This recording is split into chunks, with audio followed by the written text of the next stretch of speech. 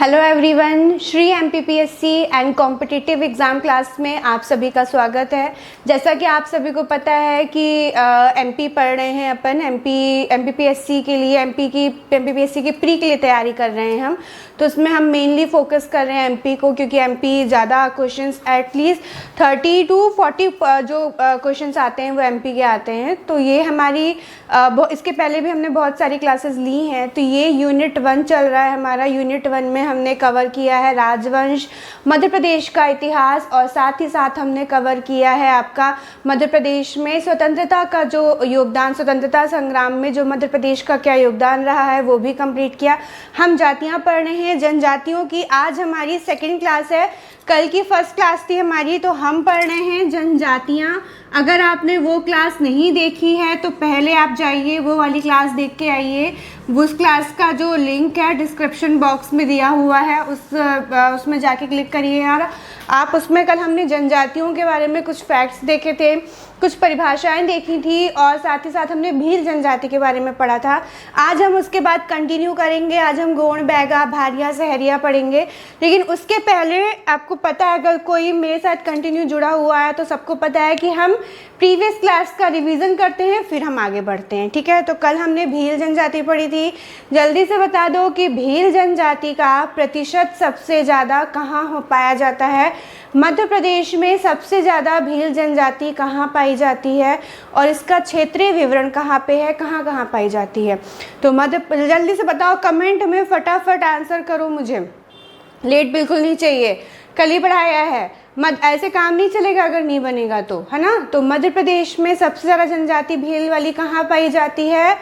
अलीराजपुर में। कितने percent? 89%। Then Jhabua में कितने परसेंट? 85%। ठीक। और जो मध्य प्रदेश का जो पश्चिमी वाला भाग है, जैसे कि कौन सा भाग हो गया हमारा हो गया अलीराजपुर, झाबुआ, खरगोन, रतलाम, धार, बड़वानी, इंदौर। तो इस तरफ हमारी जो भील जनजाति है वो ज़्यादा पाई जाती है। ओके, और बताओ मुझे भील जनजाति की उपजातियाँ कौन कौन सी हैं? कौन कौन सी उपजातियाँ हैं भील की?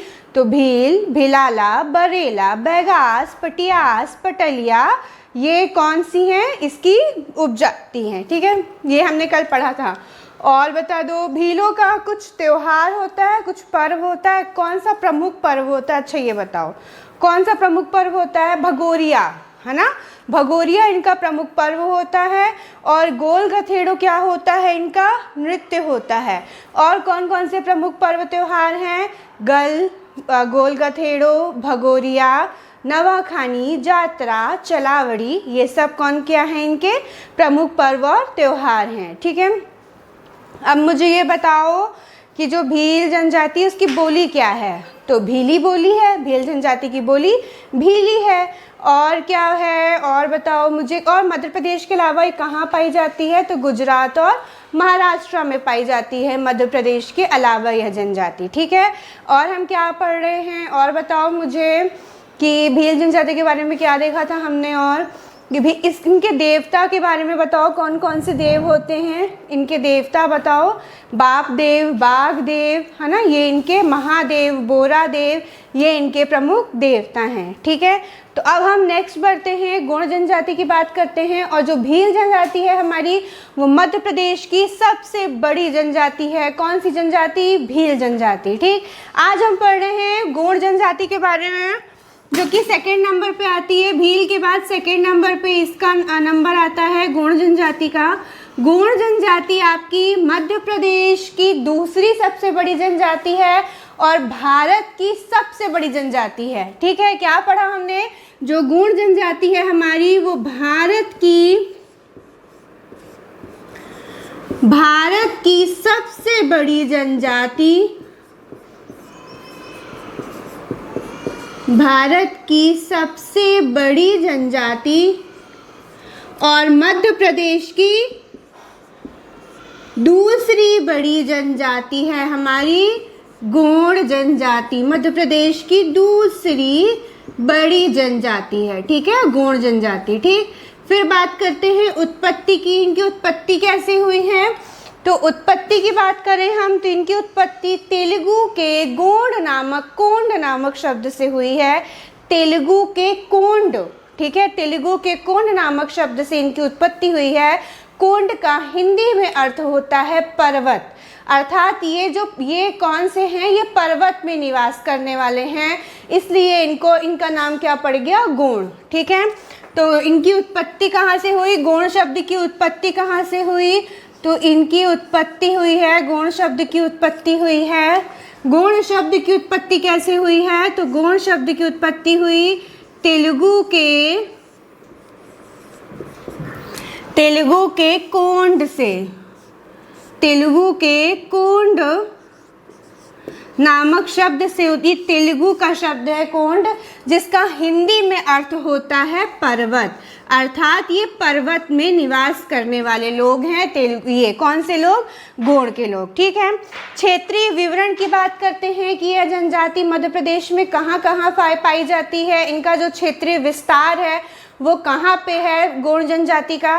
तो जो गोंड जनजाति है हमारी वो कहाँ पाई जाती है, मध्य प्रदेश में। मध्य प्रदेश के लगभग सभी भागों में, मध्य प्रदेश के लगभग सभी जिलों में गोंड जनजाति आपकी पाई जाती है। बेसिकली ये सागर, होशंगाबाद, नर्मदा, सतपुड़ा, जो नर्मदा, सतपुड़ा और जो हमारा होशंगाबाद है, नर्मदा सतपुड़ा में जो किनारे हैं, यानी नदियों के जो दोनों तट हैं, दोनों तटों के पास पाई जाती है। सागर, होशंगाबाद आदि जगह यह जनजाति हमारी पाई जाती है। तो हमने क्या बात की, आगे नेक्स्ट क्या बात की, क्षेत्रीय विवरण की बात की कि यह जनजाति का क्षेत्रीय विवरण कहाँ कहाँ पे है, यह जनजाति हमारी कहाँ कहाँ पाई जाती है, तो कहाँ पाई जाती है, मध्य प्रदेश के सभी जिलों में। ठीक, मध्य प्रदेश के सभी जिलों में यह जनजाति पाई जाती है। और साथ ही साथ ये कहाँ पाई जाती है, सागर, दमोह, होशंगाबाद,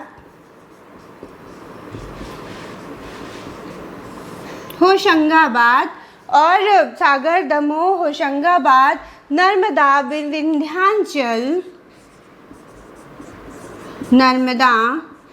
विंध्याचल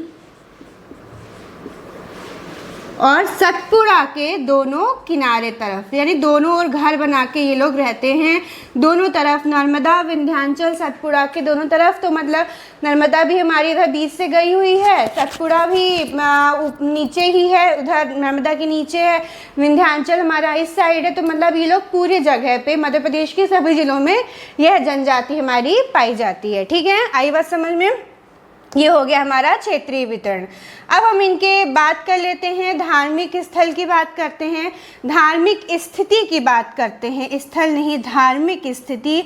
ये आप समझ लीजिए कि आपका ये मेंस के हिसाब से भी चल रहा है टॉपिक, कि अगर ये क्वेश्चन ऐसा आए कि गोंड के बारे में 5 नंबर में 3 नंबर में ऐसा क्वेश्चन आ जाए कि गोंड की उत्पत्ति कैसे हुई और उनकी धार्मिक स्थिति का विवरण दीजिए, तो आप ऐसे लिखेंगे, गोंड की उत्पत्ति कहाँ से हुई है, तेलुगु के कोंड नामक शब्द से हुई है, जिसका अर्थ होता है पर्वत, अर्थात यह पर्वत में निवास करने वाली जनजाति है।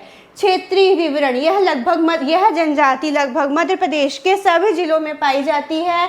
यह सागर, दमोह, होशंगाबाद से लेके नर्मदा, विंध्याचल, सतपुड़ा के दोनों ओर ये लोग घर बना के रहते हैं, अर्थात यह दोनों तरफ पाई जाती है। धार्मिक स्थिति मतलब ये कौन से देवी देवताओं को मानते हैं, किसको मानते हैं। जो धार्मिक स्थिति की बात करें तो ये किनको मानते हैं, इनके जो प्रमुख देवता हैं वो हैं आपके खामेश्वर देव,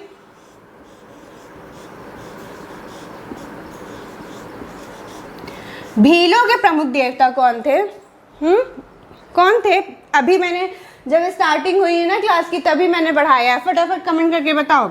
खामेश्वर देव, ठाकुर देव और नारायण देव। कौन है देवता इनके, खामेश्वर देव, ठाकुर देव और नारायण देव। ठीक, देवियाँ कौन कौन सी प्रमुख है, किन किन देवियों को ये लोग मानते हैं, इस जनजाति के लोग किन देवियों को मानते हैं? तो देवियों को मानते हैं दूल्ही माई, खैर माई, रात माई, शारदा माई। कौन कौन सी देवियों को मानते हैं? दूल्ही माई, रात माई, शारदा माई। ठीक,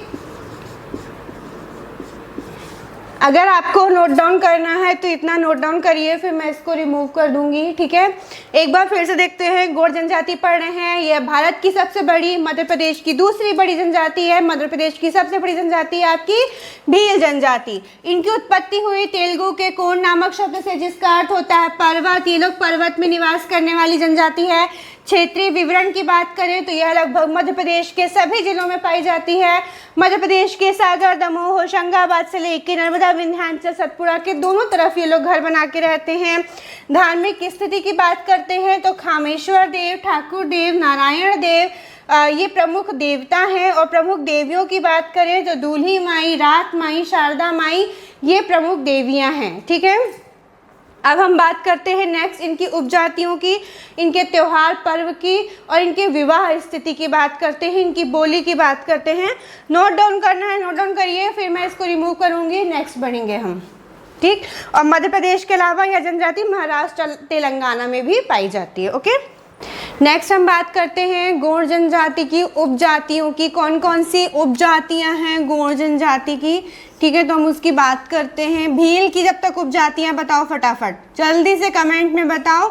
अभी मैंने स्टार्टिंग की क्लास में बताया भी था, जब अभी मैंने रिवीजन कराया है ना, जल्दी से कमेंट में बताओ फटाफट। ठीक है, तो गौड़ की उपजातियां हैं कौन कौन सी? प्रधान और आपकी आ गई कोयला भूतूष, उसके साथ आ गई आपकी प्रधान के बाद अगरिया, ओझा, कौन सी हो गई? ओझा। फिर हो गई आपकी नागरची, कौन सी हो गई? नागरची। फिर आपकी हो गई सोलाहर और हो गई आपकी कोयला भूतूष, कौन सी हो गई?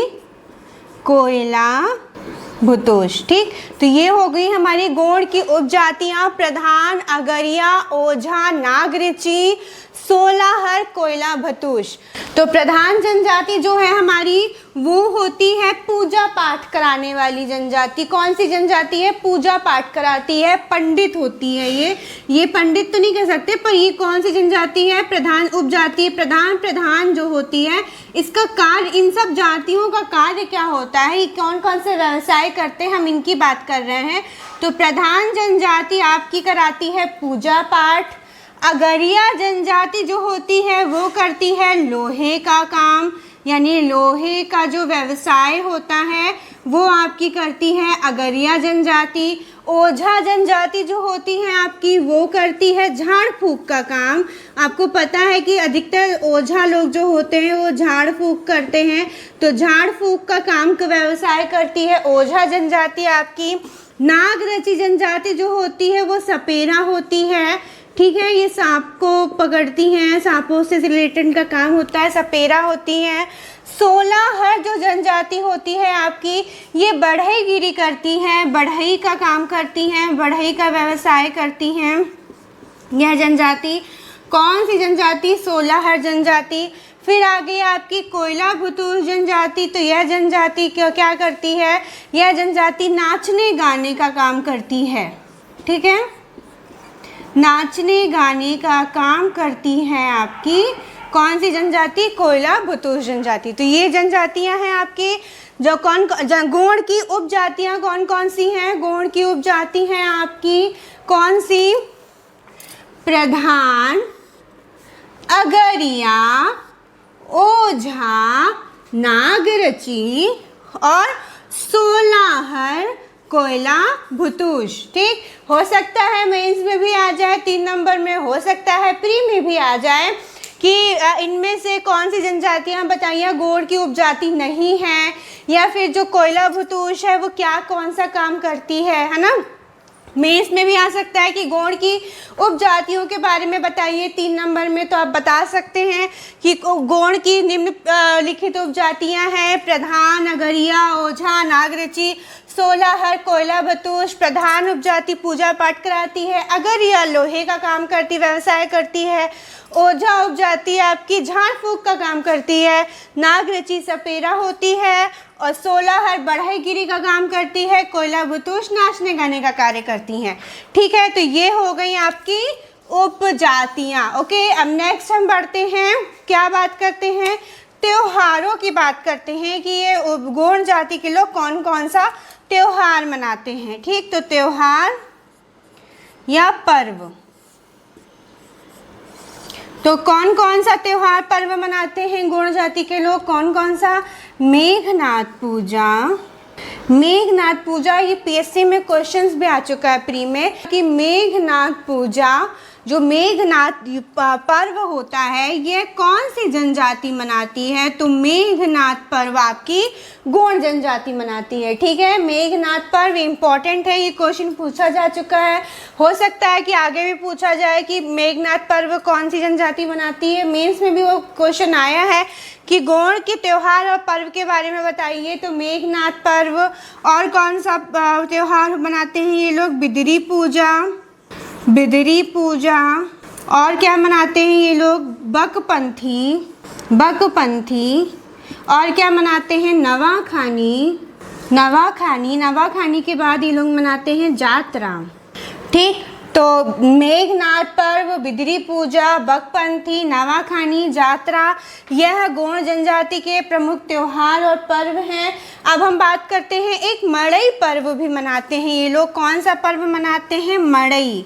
मड़ई में क्या होता है कि जो गांव के युवा, इसको मड़ई का मतलब होता है युवा गृह, मतलब जो गांव होता है ना इन लोगों का, गौड़ जनजातियाँ जो जहाँ पे रहती हैं उनका जो गांव होगा, तो जो गांव होता है ना, तो गांव के बाहर एक मतलब बनाया जाता है घर टाइप पर रहने के लिए। वहाँ पे जो युवा लोग होते हैं, गौड़ जनजाति के जो युवा होते हैं, वो वहाँ पे जाके रहते हैं और वहाँ पे जाके काम करते हैं, वहाँ पे जाके पढ़ाई करते हैं, मतलब वो घर से बाहर रहते हैं। एक जगह, एक कुछ घर जैसा बना के रहते हैं, घर रहता है, वहाँ पे गौड़ जनजाति के युवा लोग रहते हैं वहाँ जाके। और इसकी जो देखभाल करता है, इस मड़ई की देखभाल कौन करता है, तो इस मड़ई की देखभाल करता हैं आपके, कौन करते हैं, जो विधवा होती हैं, जो उनको मतलब चिन्हित किया जाता है, उनको किसी को चुना जाता है, तो मड़ई की देखभाल करती हैं वहाँ की विधवा। ठीक है, ये वहाँ उनकी देखभाल करने का कार्य करती हैं।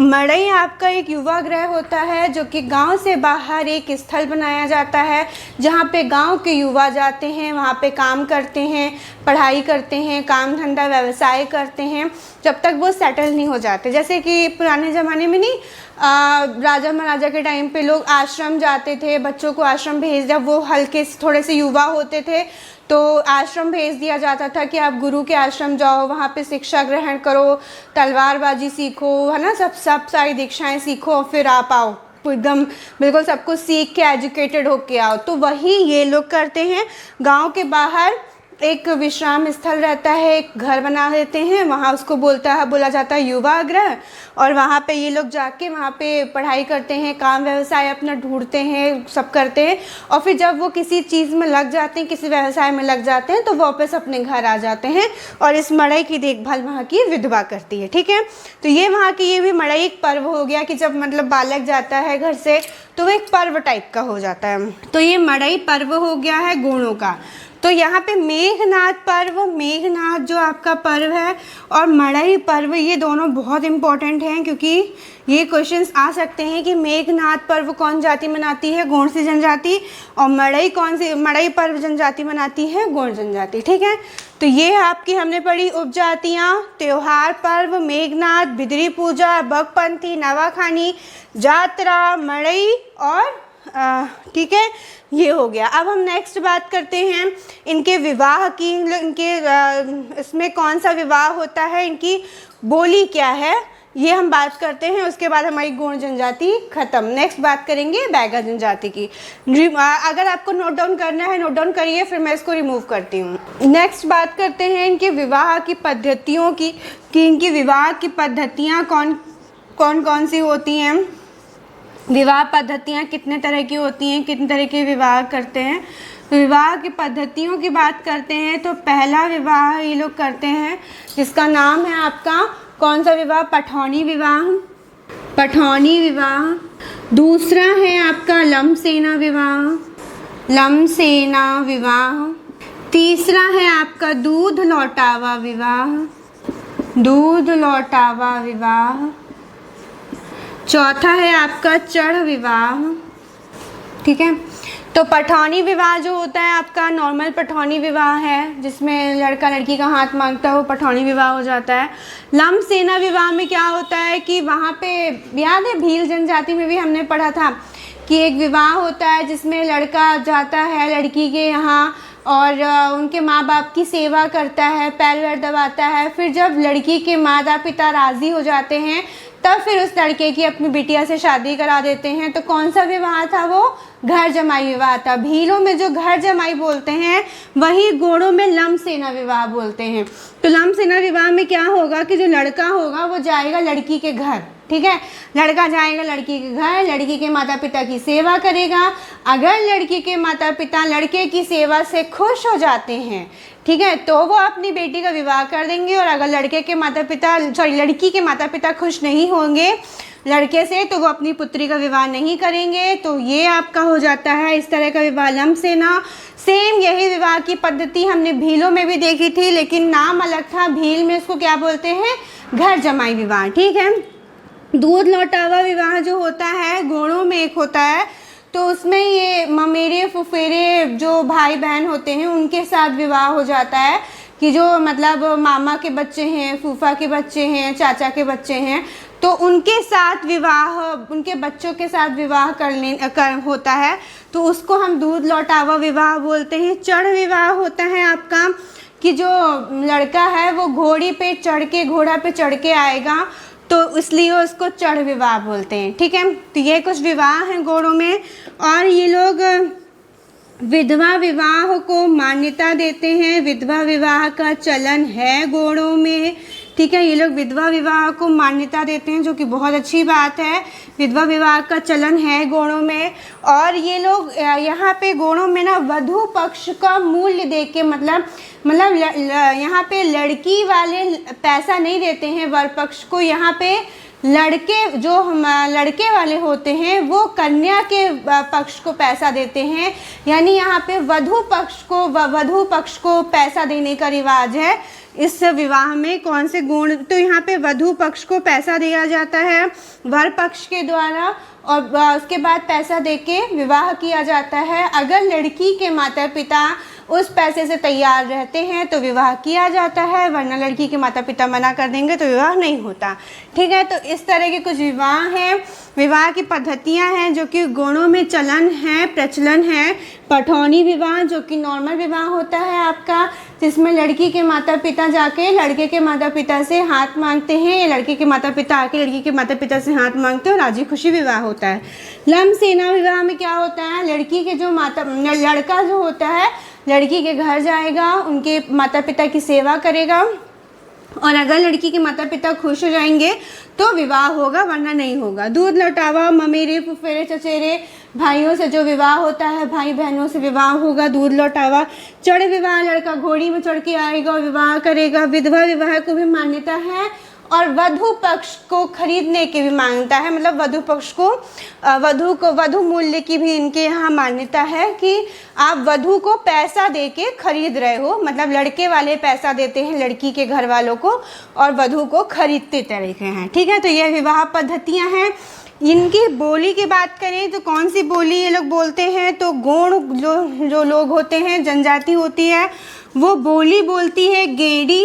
कौन सी बोली बोलती है, गेंडी। ठीक है, और जो जब किसी की मृत्यु हो जाती है, इनके यहाँ गौड़ जनजाति में जब मृत्यु होती है तो मृत्यु के बाद इनके यहाँ जो दाह संस्कार होता है उसकी भी परंपरा है। और जो जो मुसलमानों में होता है कि आपका जो दफनाते हैं, तो इनके यहाँ दफनाने की भी परंपरा है और दाह संस्कार, ये दोनों चीज़ करते हैं, दफनाते भी हैं और दाह संस्कार भी करते हैं, ठीक है। और ये लोग एक जो मृत्यु गान होता है, मृत्यु के समय एक गान गाते हैं, तो गौड़ लोग ये मृत्यु का गान गाते हैं जिसको हम बोलते हैं खेहुल पाटा, ठीक है। आई बात समझ में? खेहुल पाटा ये गौड़ों का मृत्यु गान होता है, गौड़ लोग मृत्यु गान गाते हैं, खेहुल पाटा। ये आपका इस तरह से गौड़ जनजाति कंप्लीट होती है। क्या पढ़ा हमने? गौड़ों की उत्पत्ति पढ़ी, कहाँ से हुई? तेलुगु के कोण से हुई, जिसका अर्थ होता है हिंदी में पर्वत, अर्थात ये पर्वत में निवास करने वाले वासी हैं। और हमने क्या पढ़ा? क्षेत्रीय विवरण कहाँ कहाँ पे है इनका क्षेत्रीय विवरण? तो होशंगाबाद, सागर, नर्मदा, सतपुड़ा, विंध्याचल के जो दोनों किनारे हैं, दोनों तरफ किनारे घर बना के रहते हैं। कौन कौन सी उपजातियां हैं? प्रधान और कोयला भूतूष। और कौन कौन सी उपजातियां हैं? कोयला भूतूष, नागरची, ओझा, अगरिया, ये इनकी उपजातियां हैं। और हमने क्या पढ़ा कि इनके जो देवता कौन कौन से हैं? तो इनके देवता हो गए आपके ठाकुर देव, नारायण देव, खामेश्वर देव। इनकी माता प्रमुख देवियाँ किसकी पूजा करते हैं? खैर माई, दूल्ही माई, शारदा माई, रात माई की। और क्या पढ़ा हमने? बोली पढ़ी, कौन सी है? गेणी बोली बोलते हैं।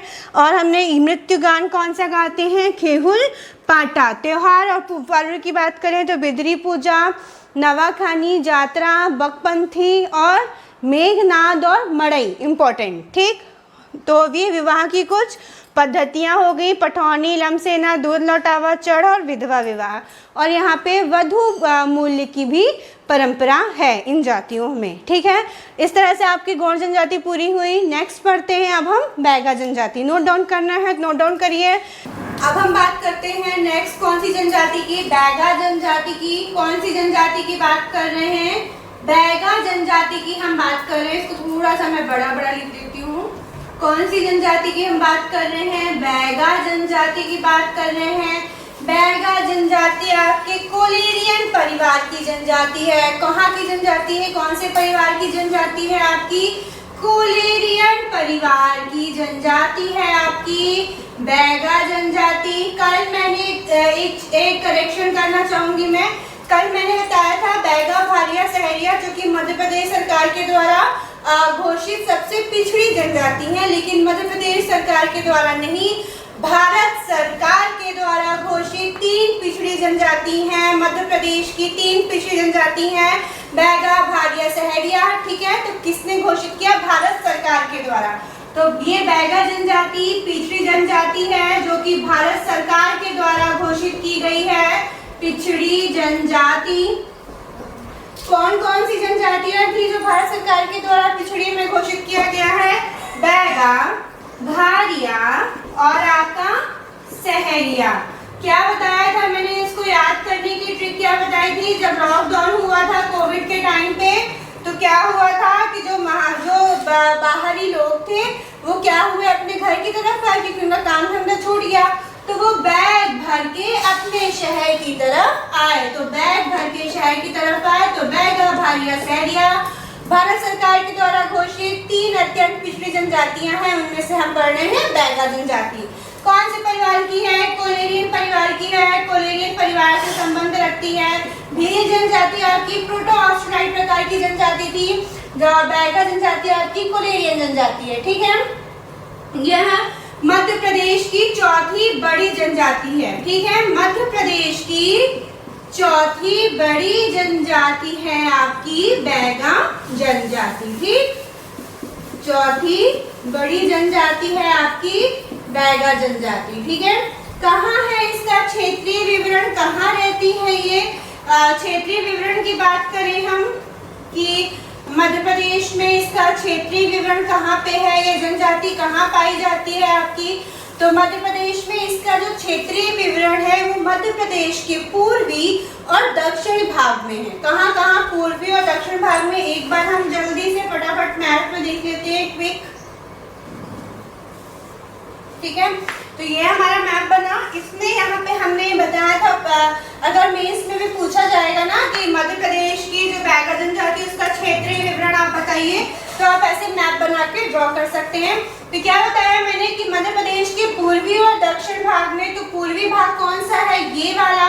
दक्षिण भाग है आपका ये वाला। तो इधर पे पूरे में ये जनजाति पाई जाती है, पूर्वी और दक्षिण भागों में पाई जाती है।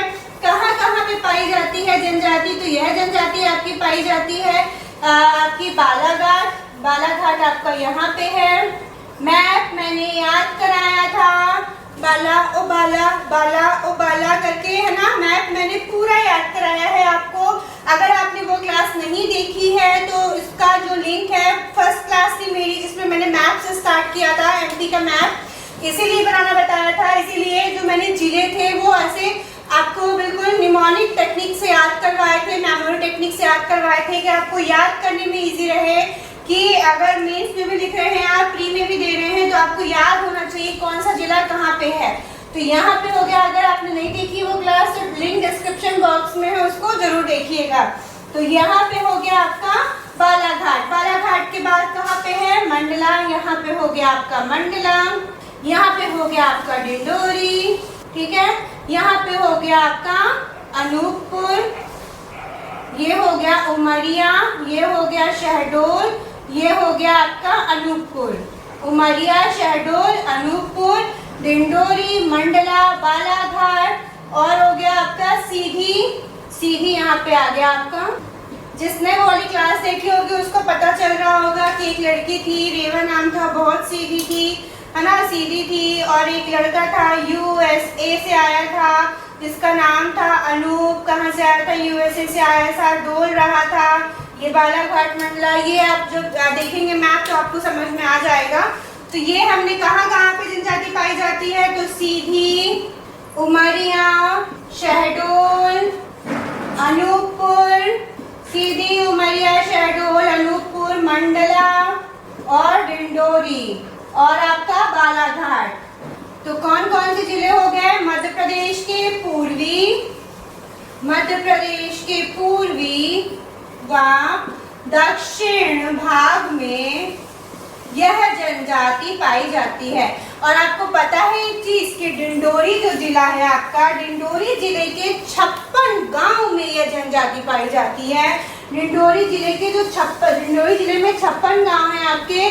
डिंडोरी जिले के 56 गांव में यह जनजाति पाई जाती है। मतलब एक आध गांव को छोड़ दें तो डिंडोरी जिले के 56 गांव में आपकी बैगा जनजाति पाई जाती है।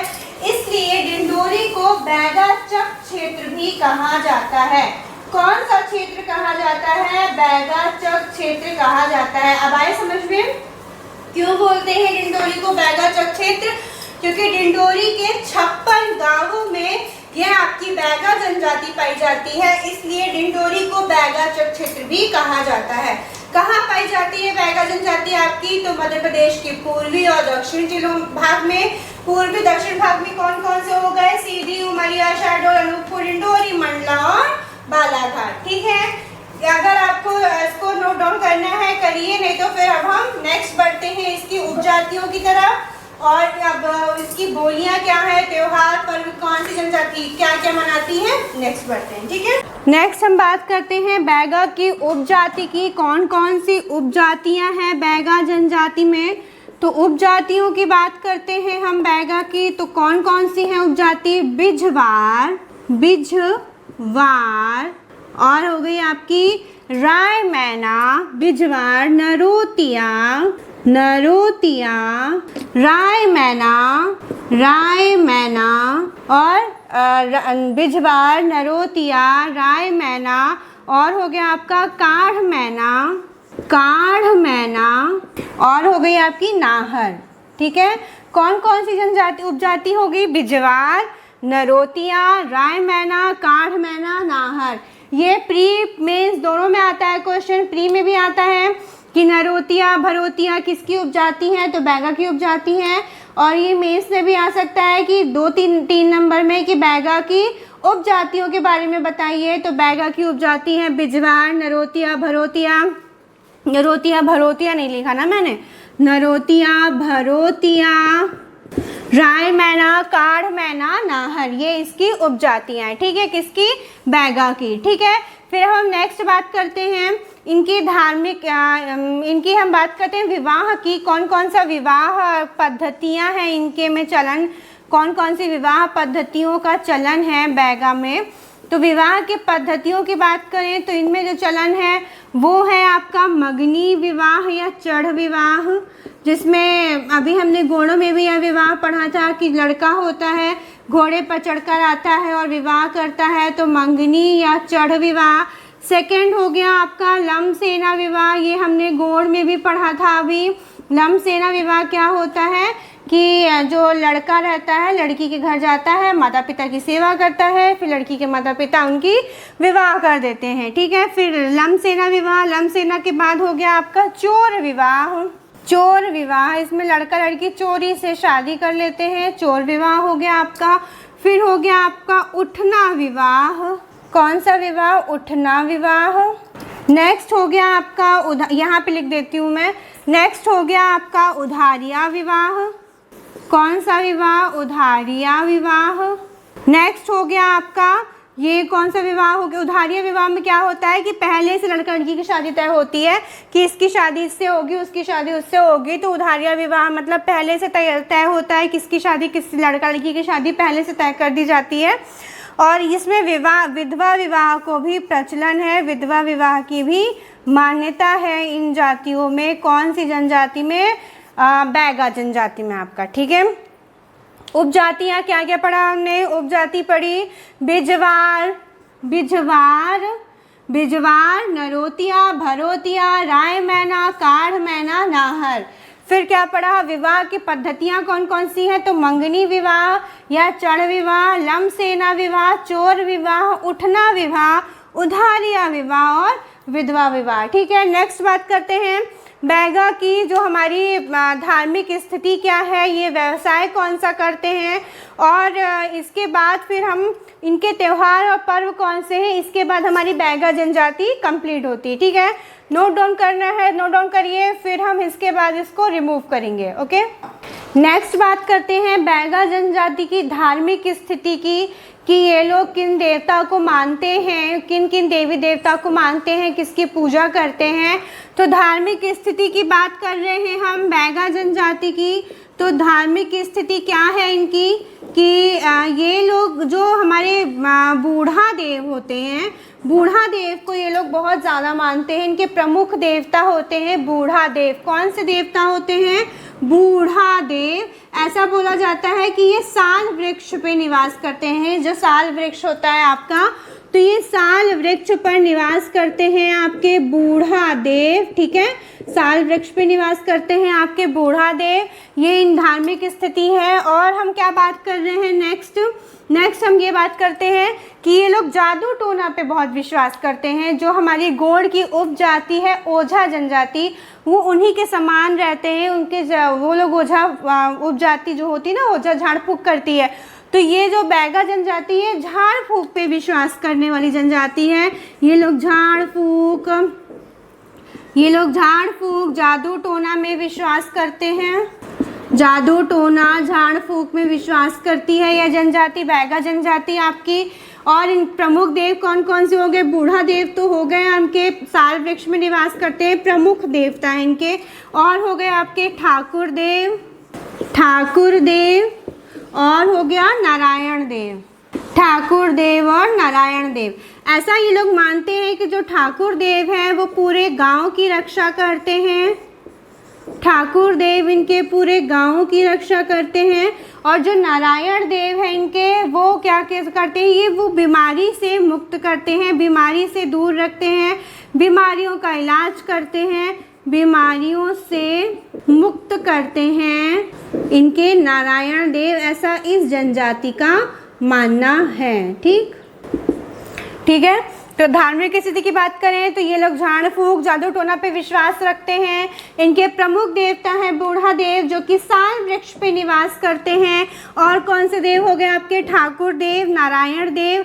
ठाकुर देव गांव की रक्षा करते, नारायण देव बीमारियों से मुक्त करते हैं, ऐसा इन जातियों का मानना है। फिर हम बात करते हैं इनके प्रमुख देवियों की। कौन कौन से प्रमुख देवियों को मानते हैं? तो ठकुराइन दाई, ठकुराइन दाई। और कौन सी देवी हो गई? दूल्ही माई, दूल्ही माई, बूढ़ी माई। ये इनकी प्रमुख देवियाँ हो गई। प्रमुख देवता हो गए ठाकुर देव, नारायण देव। प्रमुख देवियाँ हो गई ठकुराइन दाई, दूल्ही माई और बूढ़ी माई। ठीक, अभी व्यवसाय क्या करते हैं? तो ये व्यवसाय करते हैं जो कृषि पे ये डिपेंड रहते हैं बैगा जनजाति के लोग। तो ये अधिकतर झूम खेती करते हैं, झूम कृषि करते हैं। तो ये व्यवसाय क्या करते हैं? तो ये व्यवसाय करते हैं, क्या व्यवसाय करते हैं? कृषि करते हैं, झूम कृषि करते हैं। कृषि इनका व्यवसाय है, झूम कृषि। ठीक है, तो ये खेती करते हैं, झूम कृषि करते हैं। झूम कृषि इनका व्यवसाय है, खेती ये लोग खेती करते हैं। और ये खेती का, इनकी खेती को कुछ नाम दिया है। जो इनकी झूम कृषि को, इनको खेती को क्या बोला जाता है? तो पोडू, पोडू बेबार, पोडू बेबार डाहिया, पोडू बेबार डाहिया। ये कृषि का नाम है। ये लोग जो खेती करते हैं उस खेती का नाम है पोडू बेबार डाहिया। ये क्वेश्चन इंपॉर्टेंट है, ये क्वेश्चन आ सकता है कि पेडू क्या है, सॉरी पोडू क्या है। तो पोडू क्या है आपका? पोडू है आपका जो ये खेती करते हैं ना बैगा लोग, उसको बोलते हैं पोडू। बेबार भी उसी को बोलते हैं, डाहिया भी उसी को बोलते हैं। ठीक है, तो ये क्वेश्चन आ सकता है। या फिर ये भी पूछेगा कि पूछ सकता है इस तरह से भी कि बैगा जनजाति की जो खेती होती है इनमें से कौन सी नहीं होती है? तो पेडू बेबार डाहिया आपकी होती है, जो नेक्स्ट ऑप्शन होगा वो नहीं होती है। ठीक है, अब हम बात करते हैं इनके नृत्य और पर्व की। कौन कौन सा नृत्य और पर्व करते हैं? मैं थोड़ा साइड में लिख देती हूँ। इनके नृत्य और पर्व की हम बात कर रहे हैं कि ये नृत्य और कौन कौन सा इनका यहाँ पर्व मनाया जाता है। तो कर्मा, शैला, परधौनी, फाग, दशहरा, ये इनके प्रमुख नृत्य हैं आपकी बैगा जनजाति के। इस तरह से आपकी बैगा जनजाति कंप्लीट होती है। क्या क्या पढ़ा हमने? बैगा जनजाति की पढ़ा। बैगा जनजाति कोलेरियन परिवार की जनजाति है। कहाँ पाई जाती है? क्षेत्रीय विवरण कहाँ पे है? तो मध्य प्रदेश के पूर्वी और दक्षिण जिलों में पाई जाती है, अर्थात बालाघाट, अनूपपुर, सीधी, शहडोल, उमरिया, डिंडोरी में यह जनजाति पाई जाती है। और जो डिंडोरी जिला है वहाँ के 56 गांवों में यह जनजाति पाई जाती है, इसलिए डिंडोरी जिला को बैगाचक क्षेत्र भी कहा जाता है। बैगा जनजाति आपकी भारत सरकार के द्वारा 3 विशेष पिछड़ी जनजातियों में से एक जनजाति है। कौन कौन सी जनजातियाँ भारत सरकार के द्वारा पिछड़ी जनजाति घोषित की गई है? तो बैगा, भारिया और सहरिया। ठीक है, फिर हमने क्या बात की कि इसकी उपजातियाँ कौन सी है बैगा की? तो बिजवार, नरोतिया, भरोतिया, राय मैना, काढ़ मैना, नाहर, ये बैगा की उपजातियाँ हैं। कौन कौन से देवता हैं? ये लोग किस देवता को मानते हैं? बूढ़ा देव जो कि प्रमुख देव हैं, साल वृक्ष पर निवास करते हैं। और झाड़ी लोग झाड़ फूक जालूटना में विश्वास करते हैं। ठाकुर देव, नारायण देव इनके देवता हैं। ठाकुर देव ऐसा ये लोग मानते हैं कि इनके गांव की रक्षा करते हैं, और नारायण देव इनको बीमारियों से मुक्त करते हैं। ठीक है, माई इनकी प्रमुख देवियां हैं ठकुराइन दाई, दूल्ही माई, ठकुराइन दाई, दूल्ही माई, बूढ़ी माई। ये लोग व्यवसाय क्या करते हैं? ये लोग खेती करते हैं, कृषि करते हैं। झूम कृषि इनकी प्रमुख होती है, झूम कृषि करते हैं। इसका नाम है पोडू बेबार डाहिया। ये इनकी प्रमुख कृषि है, प्रमुख खेती है। और क्या पढ़ा हमने? हमने ये पढ़ा इनका विवाह, ये लोग किस तरह का, क्या क्या पद्धतियाँ हैं विवाह की? तो उधारिया विवाह, लमसेना विवाह, घोड़ी विवाह, चढ़ विवाह, और हो गया आपका चोर विवाह, उठना विवाह। ये आपकी प्रमुख जो है आप विवाह की पद्धतियां हैं। नृत्य कौन कौन सा करते हैं? तो कर्मा, शैला, परधौनी, फाग, दशहरा इनका प्रमुख नृत्य है। ठीक है, और यह मध्य प्रदेश की बैगा जनजाति मध्य प्रदेश की चौथी बड़ी जनजाति है। ठीक है, इस तरह से आपका ये कंप्लीट होती है बैगा। और हमने क्या पढ़ा आज? हमने पढ़ा गोंड। गोंड और बैगा कंप्लीट होता है। नेक्स्ट क्लास में हम सहरिया, भारिया और जो पारधी और भी जो जनजातियां हैं वो देखेंगे। तब तक के लिए आप चैनल को लाइक करिए, शेयर करिए, सब्सक्राइब करिए, कमेंट करिए और हमारे जो वीडियोज़ हैं उनको देखते रहिए। Thank you so much.